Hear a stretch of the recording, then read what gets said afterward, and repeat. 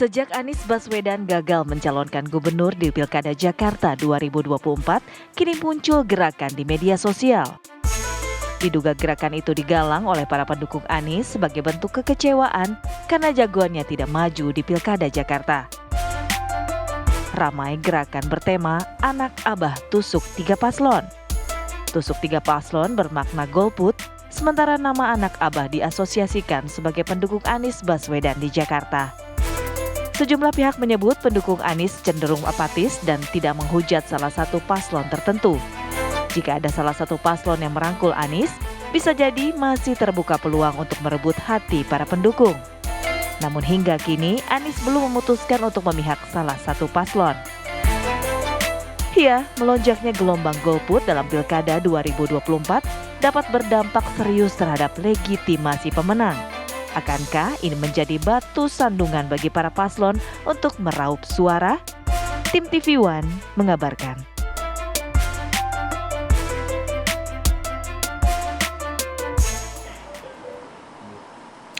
Ya pemirsa, langsung saja kita bahas hal ini bersama dengan sejumlah narasumber kami. Pemirsa, ini sudah hadir di studio, sudah ada Bang Syahrin, juru bicara dari Anies Baswedan. Selamat pagi. Selamat pagi, Assalamualaikum Bang. Siap. Ini Bang atau Abah Syahrin? Enggak mau tanya Bang. Anak Abang bukan? Kalau yang ini pasti anak Abah kalau yang ini. Kata siapa? Jangan justifikasi orang. Oh, itu we the bukan? people loh. Oh, we the people. anak rakyat. Anak rakyat. Bukan anak Abah, bukan. Stemnya beda stemnya. Kalau yang ini nih, wah ini anak Indonesia. Mas Arul, Bang, selamat pagi. Analis politik dari Universitas Paramadina. Selamat pagi, Assalamualaikum Mas. Selamat pagi. Waalaikumsalam warahmatullahi wabarakatuh. Dan juga sudah tersambung melalui sambungan Zoom ada Mas Idam Nah, Holik, ini penting Komisioner KPU. Selamat pagi, Mas Idam. Mas Idam, selamat pagi. Assalamualaikum Mas. Selamat pagi Mbak, Mas. Selamat pagi semuanya. Baik. Ya. Kita nanti mohon arahan dan petunjuk ya. Nah, ini core nih soalnya. Nah, tapi sebelumnya saya mau ke Bang Syahrin dulu, Bang. Jadi gimana, ini ramai sekali kemudian berbagai seruan-seruan, termasuk juga sempat di awal ada seruan untuk memilih untuk tidak hadir ke TPU. Kemudian habis itu juga ada beberapa hal lain termasuk juga seruan untuk mencoblos 3 paslon yang ada. Ini kan kemudian membuat suara tidak sah marak di DKI Jakarta. Khawatirnya seperti itu. Ini kemudian memang ada agenda setting di luar sana atau seperti apa? Ada andilnya? Oh, jadi ini harusnya dilihat sebagai ekspresi aspirasi warga yang justru tidak tertampung di elit politik. Kan kita tahu bahwa kemarin-kemarin di Pilkada, aspirasi warga 40-50% itu meminta Anies untuk maju di Pilkada DKI Jakarta misalnya. Tapi ternyata kan itu tidak terakomodasi oleh elit partai politik. Ya, elit berkumpul di satu titik dengan nilai. Nah, yang kedua, bahwa ekspresi kekecewaan itu, nah ini mau ditumpahkan kemana? Karena ketika dilihat surat suara, itu kan tidak ada gambar orang ataupun figur sosok yang diinginkan oleh pemilih. Nah, yang ketiga ini juga bisa menjadi bagian dari gerakan untuk melawan keputusan elit yang tidak merefleksikan aspirasi warga kebanyakan. Nah, kita lihat kalau misalnya di satu pasangan calon tunggal itu kan ada kotak kosong dalam kertas suara, sehingga ketika dia tidak setuju dengan calon, maka kotak kosong itulah yang menjadi pilihan. Dan itu banyak terrefleksi, apalagi sekarang misalnya ada sekitar 40-an lebih kotak kosong. Dan kalau kita lihat pemilu-pemilu sebelumnya, ada juga beberapa kotak kosong yang menang. Tapi di Jakarta kan ada 3 pilihan, Bang Syahrin. Maksudnya kalau lebih dari 2, kenapa tidak? Karena kan tidak selamanya dari kertas suara yang ada atau pilihan-pilihan yang ada itu merefleksikan apa yang menjadi aspirasi warga masyarakat. Bisa jadi dari yang ada itu ya tidak ada satupun misalnya yang menjadi bagian dari aspirasi warga masyarakat. Sehingga mestinya ada akomodasi terhadap non pilihan itu. Bagaimana tim Anies Baswedan sendiri menyikapi maraknya gerakan ini? Iya. Kalau kita melihat yang pertama adalah refleksi kekecewaan warga, dan kami melihat ya wajar warga kecewa. Wajar ada perlawanan terhadap elit politik yang tidak mengakomodasi aspirasi warga. Ini wajar kan? Itu wajar. Ini wajar. Nah, oleh karena itu, dari sisi kita bahwa kita melihat mestinya yang digali adalah apa yang menjadi faktor kekecewaan. Apa yang jadi latar belakang kekecewaan? Tentunya latar belakang kekecewaan ini karena begitu besarnya harapan terhadap sosok Anies. Tapi kan Ya proses pendaftarannya sudah lewat, Iya, Bang. maksudnya gini, apa yang menjadi dasar harapan terhadap sosok Anies?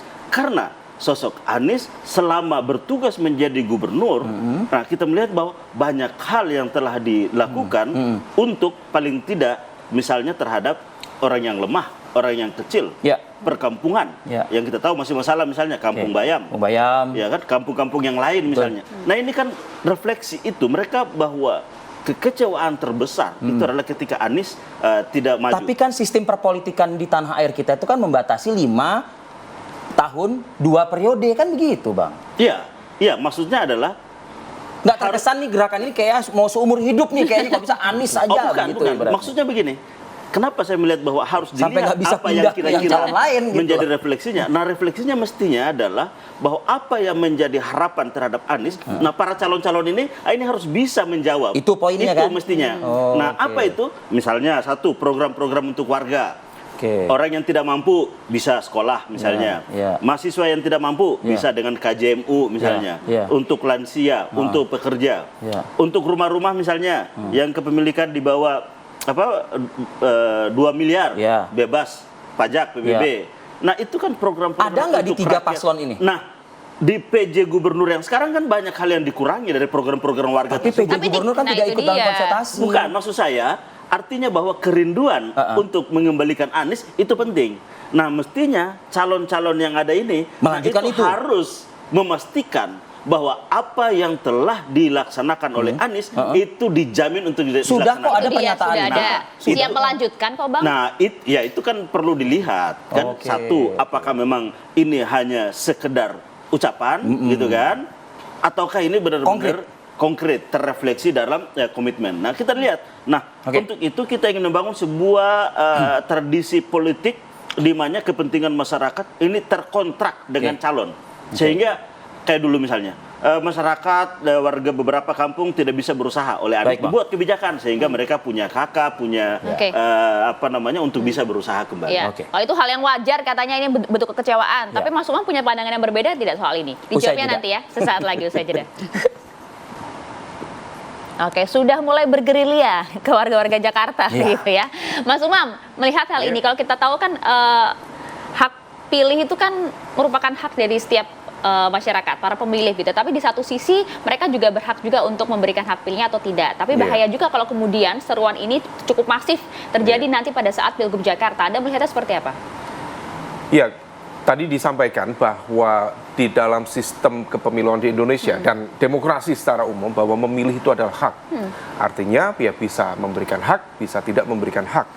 Tetapi kalau misal kemudian untuk tidak memilih kemudian menjadi ajakan dalam skala yang cukup Iya. masif, sebenarnya dalam konteks politik secara general itu sebagai simbol perlawanan dan itu terjadi di beberapa kesempatan, mulai dari dulu di era Orde Baru, kemudian di beberapa kasus demokrasi mutakhir ya, misalnya di Spanyol itu ada fenomena no less votes, jangan pilih mereka, Movement itu di gitu ya, tahun 2011. Kemudian di India juga ada, tadi disampaikan nota itu none above all. Tidak ada di antara yang dipilih itu, pilihan-pilihan itu yang kemudian dianggap memenuhi standar integritas dalam konteks berpolitik. Maka kemudian itu didorong sebagai sebuah upaya gerakan sosial politik suatu masyarakat. Tetapi problemnya ketika kemudian itu didorong secara masif, maka kemudian itu berpotensi bisa menjadi sebuah gerakan yang justru menjadi kurang produktif bagi demokrasi itu sendiri. Nah, ini yang kemudian diantisipasi oleh legislasi kita di Undang-Undang 7 nomor 2000 Undang-Undang nomor 7 tahun 2017 tentang pemilu itu, terutama kalau nggak salah di pasal 284 itu ada satu poin, terutama di poin yang kedua itu terkait dengan ajakan atau dorongan yang kemudian kalau misal memberikan hak suara, tetapi kemudian impactnya adalah untuk menghasilkan suara yang tidak sah. Memang kalau misal kita cermati di komentar-komentar di sosial media, upaya ini dilakukan sebagai sebuah bentuk protes ya, ketidakpercayaan terhadap proses politik yang kemudian menghasilkan pilihan-pilihan politik yang tidak sesuai dianggap mereka dengan aspirasi publik. Nah, ini yang kemudian kalau misal kita merujuk di undang-undang tadi itu bisa menjadi bagian dari pidana pemilu.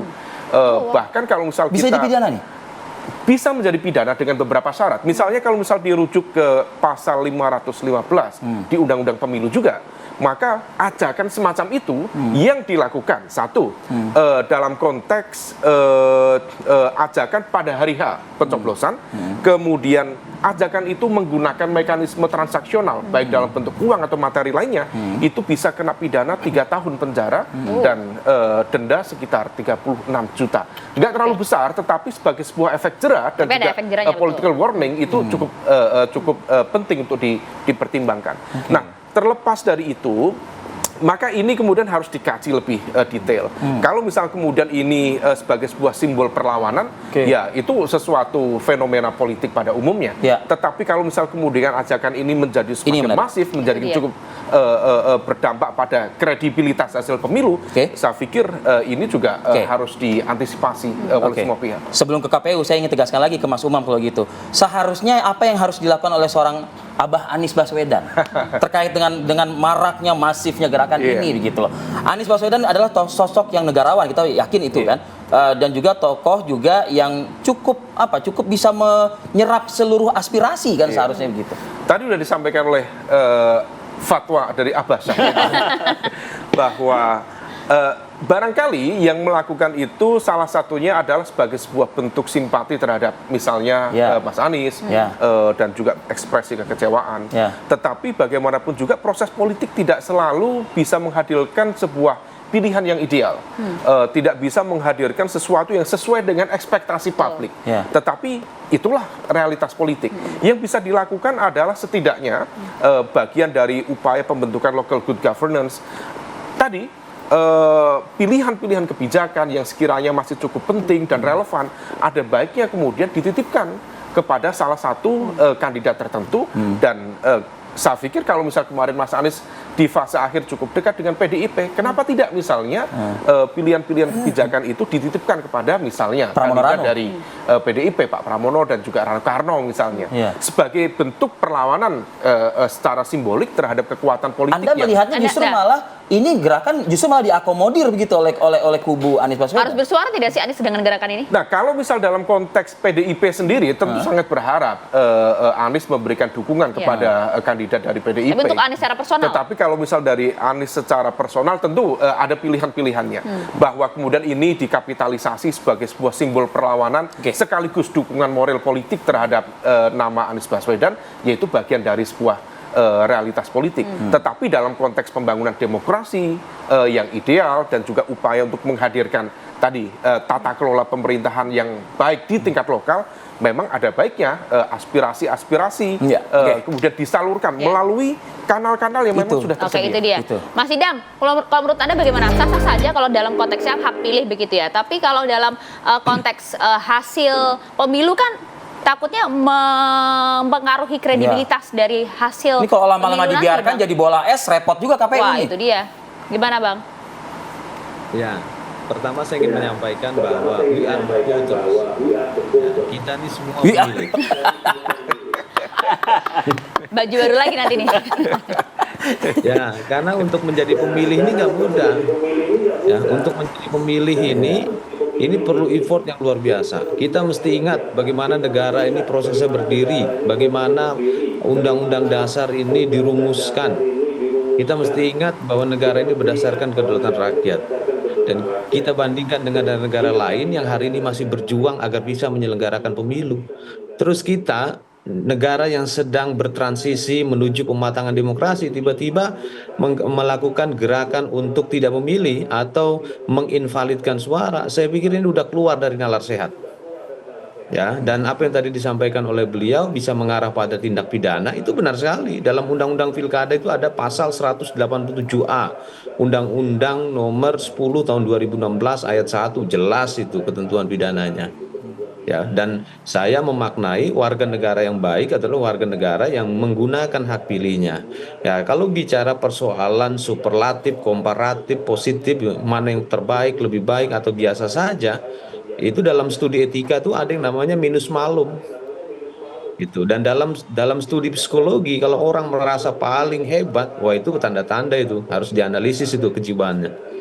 Nah, jadi menurut saya kita semua ini adalah we are the voters. Undang-undang telah mengatur Ini itu. kan gerakan masyarakat, Mas Idam. Ini kan gerakan masyarakat. Ya, kami ingin menegaskan bahwa punya hak pilih itu sebuah anugerah dan kita sebagai warga negara yang bersila pertama ketuhanan yang Maha Esa, memilih itu adalah bentuk rasa syukur terhadap negara ini yang telah menggunakan konsep demokrasi di mana negara ini mengedepankan kedaulatan rakyat. Memilih adalah kedaulatan rakyat. Jadi tidak ada alasan untuk tidak menggunakan hak pilih. We are the voters. Biar dapat. Mas Udah berapa kali lo? 3 kali lo disebut lo. Yang ini pakai kaosnya aja belum nyebut-nyebut dari tadi lo. Ada komentar? Ya, jadi gini apa namanya? Ya penyelenggara Merasa terancam nggak? penyelenggara ya mestinya Dengan pidana tadi? menjadi tentunya tidak. Penyelenggara ya mestinya menjadi penyelenggara yang baik ya. Penyelenggara yang baik ya harus tentunya netral, menyuguhkan semua hal yang baik dan tidak boleh beropini soal calon penyelenggara ya. Opininya apa tadi, Bang? Ya, maksudnya tidak boleh beropini soal sosok, soal orang, itu nggak boleh. Maksudnya supaya Anda mendengar Iya. itu tadi? iya, maksudnya Pernyataan kan yang misalnya mana ada yang dari Mas menyatakan Idam? yang lebih terbaik dan segala macam itu kan soal orang kan. Nah, tapi begini, maksud saya begini. Yang harus dilihat oleh para calon yang ada saat ini itu adalah apa sebenarnya substansi yang diusung oleh Anies Baswedan. Kan diakui bahwa mayoritas pemilih melalui semua survei kan adalah Anies. Iya.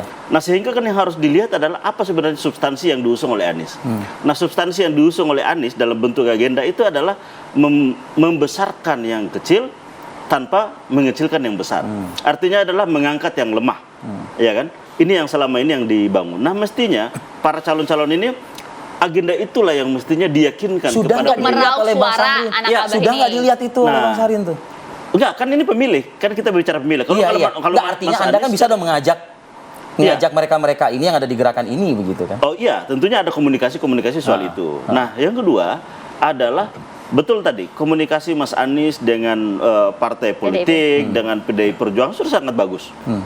Jauh hari sebelum pilkada. Bahkan sebagaimana yang sudah disampaikan di forum ini juga, ya komitmen yang terbangun adalah justru komitmen terhadap keberpihakan terhadap rakyat. Nah gitu. Nah inilah yang harapan kita ini bisa menjadi jembatan, jembatan harmonisasi hubungan ini dalam konteks ini juga bisa dilihat secara simbolik oleh pemilih-pemilih Anies. Tapi yang paling terpenting adalah sebenarnya bagaimana komitmen para calon terhadap warga yang betul-betul mampu diyakinkan kepada pemilih. Nah mungkin itu bisa dijelaskan tuh kepada gerakan tersebut tuh kepada masyarakat. Oh iya, tuh, kan, tentunya gitu. kita selalu menyampaikan bahwa lihat dan itu kan harus dilihat bahwa kan ada kampung-kampung yang selama ini misalnya problem Kampung Bayam. Ya datang dong ke sana ke Kampung Bayam. Apa yang bisa diberikan oleh para calon ini sebagai komitmen sehingga nanti mereka bisa kembali menghuni misalnya. Nah, ini kan bagian dari hal-hal yang penting untuk di Saya minta komentar dari Komisioner KPU ya usai jeda periode berikut kami akan kembali.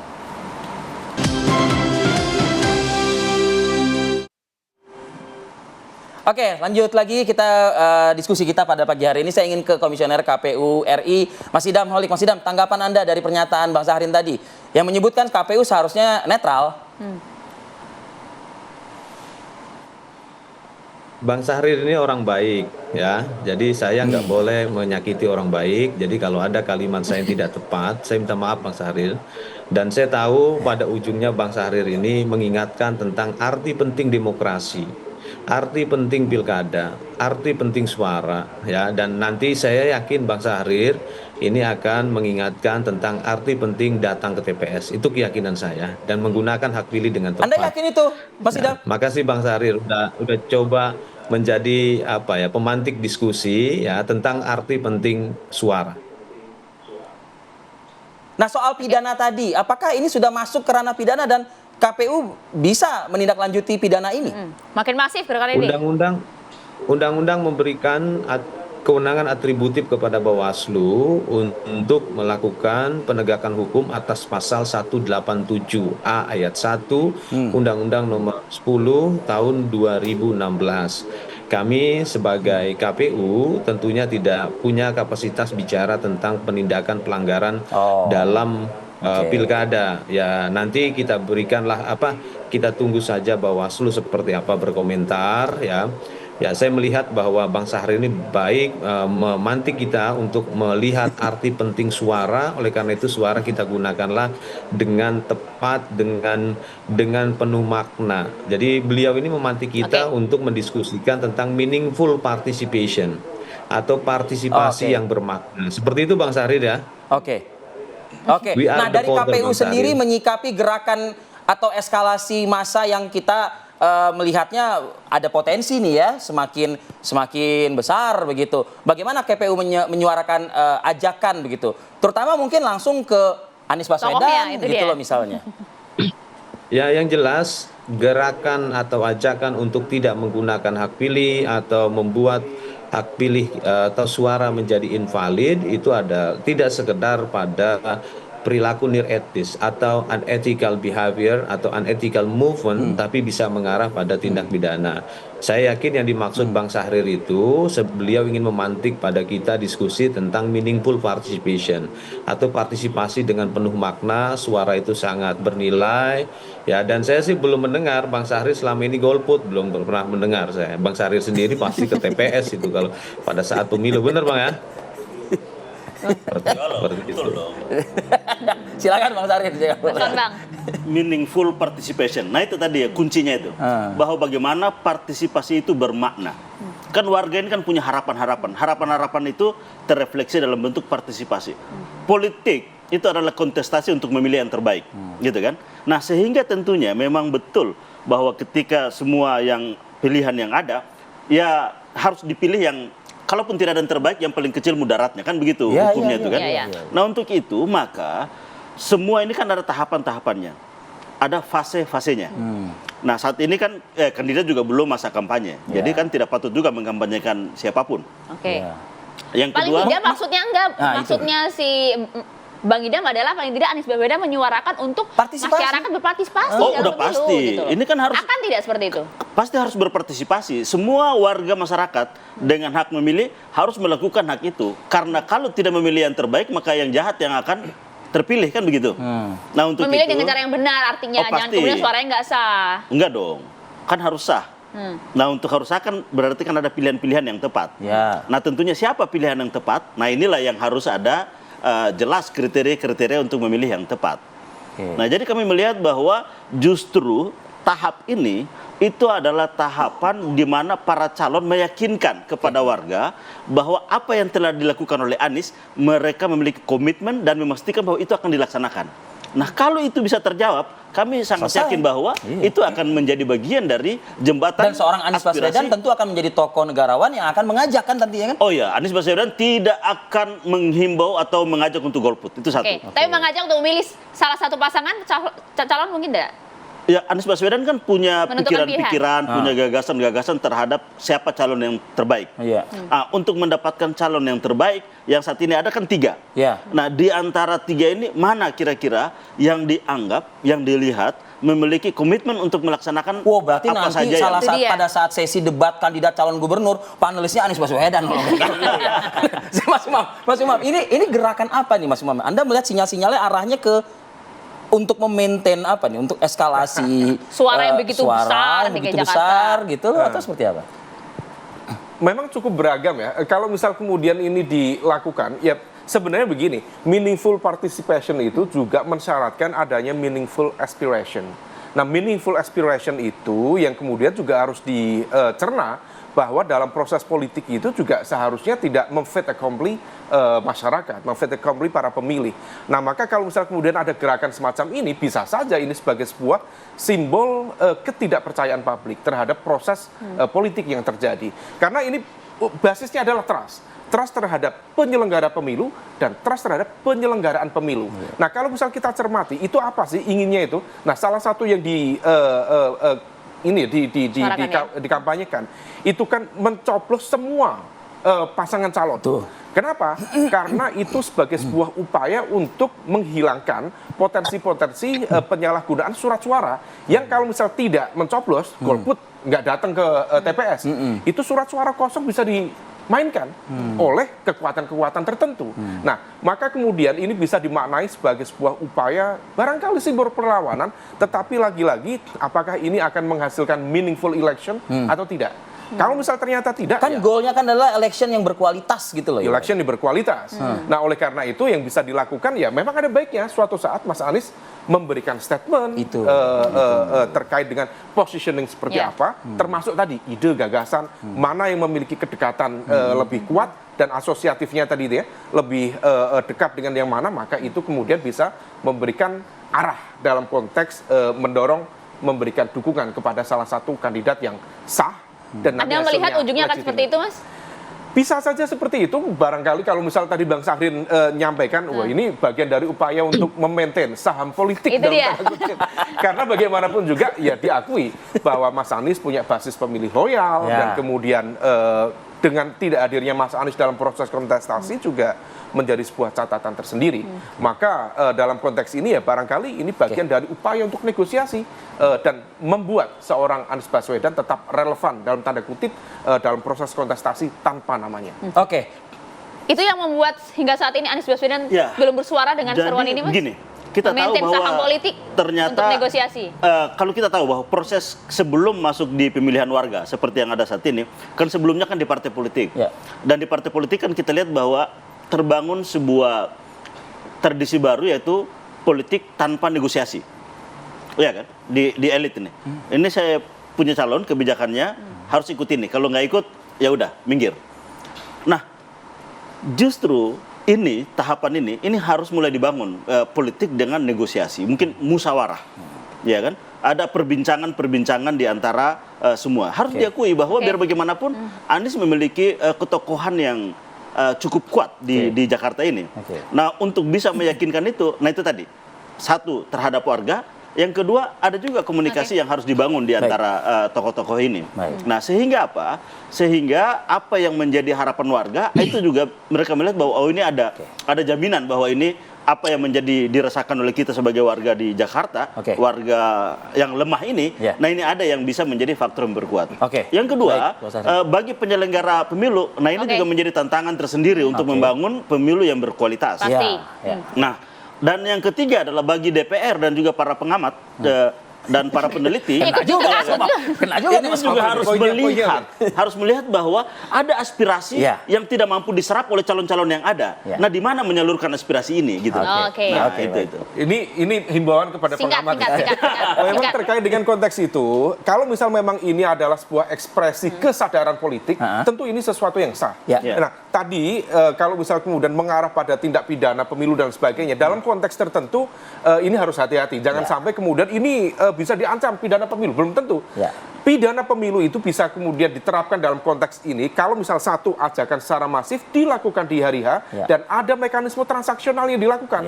Memberikan dukungan, memberikan logistik, kemudian itu terjadi secara masif. Nah, itu bagian Dan dari biasanya sulit dibuktikan. bisa dipidanakan. Selama ini kemudian sifatnya adalah aspiratif, sesuai dengan kesadaran, that's part of the political life. Oke, Mas Idam, terakhir Mas Idam, ajakan positif untuk voters ini dan juga people ini gitu juga. Agar menjadi meaningful election. Silakan Mas. Ya, tadi ada kata menarik dari Bang Syahrin ini, yaitu kata negosiasi. Ya, kalau dalam studi ilmu politik itu sebenarnya beliau ingin menyampaikan kontrak sosial.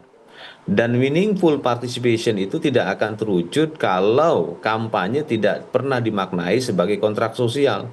Karena di hari pemungutan suara, pemilih memberikan kedaulatannya berupa suara kepada calon, maka sebelumnya sebaiknya dilakukan dialog.